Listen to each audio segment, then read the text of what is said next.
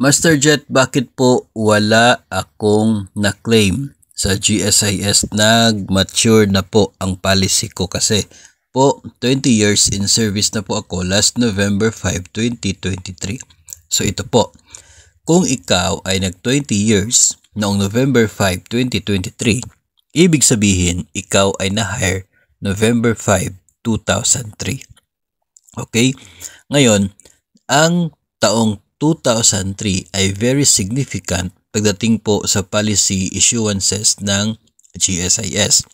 Kung na-hire ka until July 31, yung life endowment policy ang hawak mo, yun ang uri ng policy na mayroon pong maturity after a certain period of time, yung endowment period.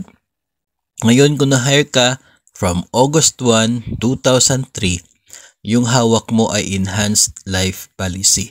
Yung policy na yon, yan ang kanya pong maturity ay upon your separation. So kung November 5 ka, 2003, pumasok o naging miyembro ng GSIS, then ibig sabihin nun, enhanced life policy na yung hawak mong policy with the GSIS. Ang policy na hindi po nagmamature after 20 years, ang policy na yung kanya pong maturity ay kapag ikaw ay nag-separate na from the service.